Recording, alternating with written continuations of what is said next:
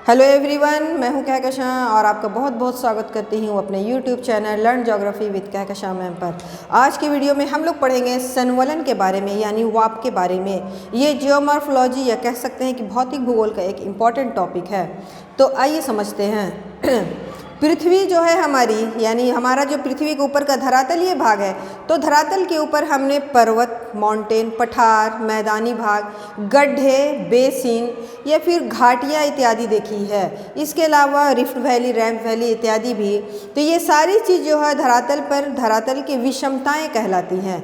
तो धरातल पर जो ये विषमताओं का जन्म होता है या इनका सृजन होता है या इनकी उत्पत्ति होती है, तो इनकी उत्पत्ति में किसी न किसी बल यानी कि फोर्स का काम होता है। तो धरातल पर जितनी भी विषमताएं पैदा होती हैं, इन सब विषमताओं के लिए दो प्रकार के बल कार्य करते हैं। वो बल जो धरातल के अंदर से उत्पन्न होता है, धरातल के यानी पृथ्वी के आंतरिक भाग से जो बल उत्पन्न होते हैं, उन बलों को अंतर्जात बल यानी कोई इंडोजेनेटिक फोर्स कहा जाता है। दूसरे प्रकार का बल यानी कि फोर्स वो है जो धरातल के ऊपर उत्पन्न होते हैं। तो ऐसे बलों को बहिर्जात बल यानी कि एक्सोजेनेटिक फोर्स कहते हैं। तो ये जो इंडोजेनेटिक फोर्स होते हैं, इनमें दो तरह के संचलन यानी कि मूवमेंट होता है। पहला मूवमेंट जिसे कहते हैं लंबवत संचलन। तो लंबवत संचलन यानी कि वर्टिकल मूवमेंट।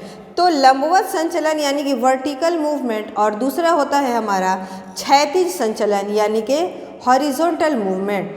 तो क्षैतिज संचलन में जब दो बल एक दूसरे के आमने सामने कार्य करते हैं, ठीक है, तो ऐसी स्थिति में चट्टानों में या धरातल के भाग में मोड़ या बंकन पड़ जाता है।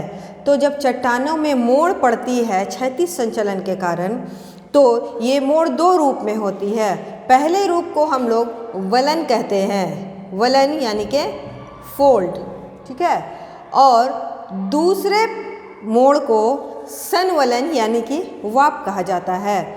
तो संवलन की प्रक्रिया में, यानी जो संवलन का निर्माण होता है, तो जब चट्टानों में मोड़ या धरातल के ऊपर जब मोड़ किसी बड़े क्षेत्र पर पड़ती है, बड़े एरिया पर पड़ती है, तो उसे ही संवलन कहा जाता है। तो संवलन की प्रक्रिया में धरातलीय भाग ऊपर उठ जाता है और नीचे धंस जाता है कई किलोमीटर के क्षेत्रफल पर।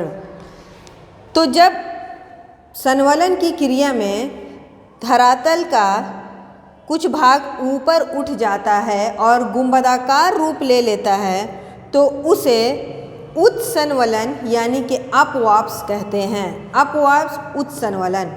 और दूसरी स्थिति में जब क्षैतिज संचलन के कारण धरातल का कोई बड़ा सा भाग नीचे धंस जाता है और बेसिन या गड्ढे का रूप ले लेता है, तो उसे डाउन वाप्स यानी कि अवसंवलन कहा जाता है। और तीसरे प्रकार में जब धरातल के कई हजार किलोमीटर की लंबाई के क्षेत्र में धरातल का भाग ऊपर उठ जाता है और नीचे धंस जाता है, तो इसे वृहद संवलन यानी कि ब्रॉड वाप कहा जाता है। तो आज के लिए इतना ही, मिलते हैं फिर नेक्स्ट वीडियो में। तब तक के लिए thank you and take care.